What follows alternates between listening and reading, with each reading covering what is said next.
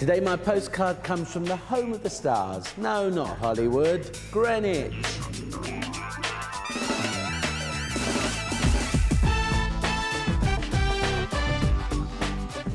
Greenwich is getting ready for the new millennium, but it's been around long before that.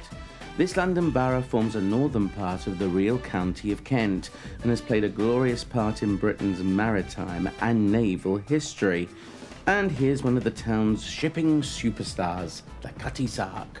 The Cutty Sark, probably the most famous sailing ship in all the world, in dry dock here in Greenwich, and built in Dumbarton, in Dumbartonshire in 1869, but known because she was the fastest clipper that ever sailed the world, especially making her name in the wool trade. From Australia to Britain, she broke all records.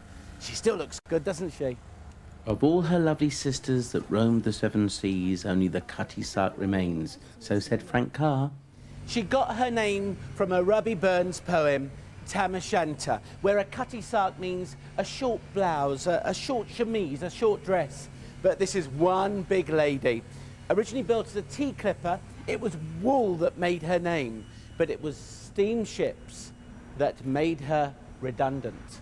Though the Cutty Sark was a lucky ship, one voyage in 1880 under Captain Wallace was not. The mate, a chap called Smith, a surly Scot, killed John Francis, and because he was never brought to book, the crew rebelled, and Wallace, fearing his future, stepped on the stern rail and jumped overboard, never to be seen again. Oh, well, it's a good job the old captain's got a fire in his cabin here on the Cutty Sark. Imagine, though, if this ship was toppling over in the high winds and waves, if a bit of coal had gone out, this ship could have gone right up. But she didn't. She's still here after all those years. And the captain lived in the lap of luxury, as you can see. He's got a great kitchen back there too. And all that tea, well, certainly didn't go to waste. Cheers. Can't read my fortune in that. Recognise any of these old seabirds? Go on, you must. That's right, it's a Spice Girl. Ginger. Now on to the Maritime Museum with its exhibition on Nelson, Britain's greatest naval hero. This gigantic picture of the Battle of Trafalgar was painted by Turner and was controversial in the fact it was said to be inaccurate, but there's no doubting its majesty, and it was in fact the biggest picture that Turner ever painted. And here we have the figurehead from Nelson's funeral car, and oh, David Williams, you tell us all about it. Right, yes, in fact this is all that remains of the funeral car that was used to carry Nelson's body for the magnificent state funeral which took place in January 1806. There was a tremendous outpouring of grief, and the procession was so long that the head of it had reached St. Paul's before the start of it had left Whitehall. He died at the height of his greatest battle. The death actually near enough overshadowed his tremendous victory at Trafalgar, you know, off Cape Trafalgar. His loss was felt throughout the country. And you know, people actually say that when the funeral car went past, there was a noise like an ocean wave. That was actually people taking their hats off. Very, very moving. Queen Anne of Denmark, wife of James I, she commissioned the Queen's house here in Greenwich. She commissioned Inigo Jones, a very famous architect, to build this place. Unfortunately, she died before she could see it. Sad, died of typhoid apparently. But it was this queen in here, Henrietta Maria, who really loved this place, who really made it famous, wife of the ill-fated Charles I. This spectacular tulip staircase is the first spiral stairway built in England with no central support. It's also the location for a spooky occurrence. In 1966, Reverend Hardy of Canada and his wife took a photograph of the tulip staircase, checking beforehand that there was nobody else around. When the pictures were developed, there were the shadowy figures of two people halfway up the staircase. Reverend Hardy sent the picture to the Ghost Club, which maintains to this day that the clearly distinguishable figures were in fact ghosts. Russell, this is my favourite room, or loggia, or balcony, if you like. This is a little Italian import into the centre of Greenwich. It's what we whimsically call the mother of all gin and tonic balconies, because it's ideal for corporate occasions.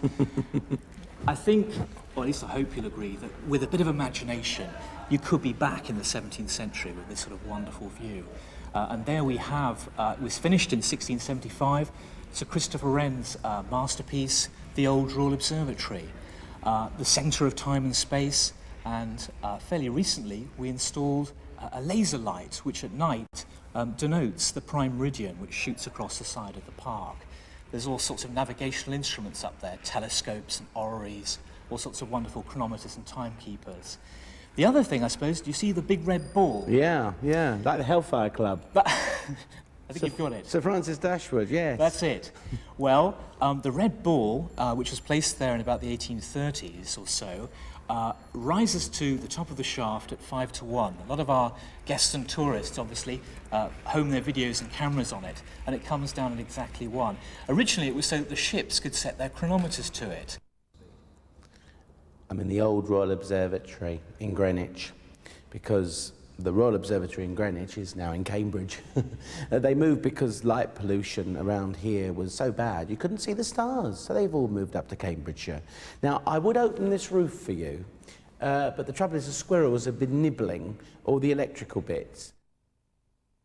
Now, what has this big telescope discovered? When was it put here, and why is it here at all? This telescope's about 100 years old, and it wasn't put here to discover planets or anything. It was put here to look at binary stars, which are stars that are caught together in their own rotational gravity. And it's the seventh largest refracting telescope in the world, and it's the largest optical telescope in Britain.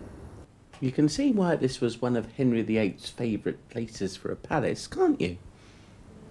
How did Greenwich begin? Greenwich Park is the oldest of the royal parks and enclosed in 1433 for Duke Humphrey, the brother of Henry V. When Humphrey died, the area passed on to the king, and the palace that was built by the river became the main royal residence of the Tudor monarchs and the home of the kings and queens up to Charles I. And King Henry was born here? King Henry was born here, his two daughters, Elizabeth and Mary, and his only son died in Greenwich. How did Greenwich get its name? It's a green village by the river. How do you know this? I'm a Greenwich qualified guide. What's your name? Jill Cooper. Jill, you know everything in Greenwich.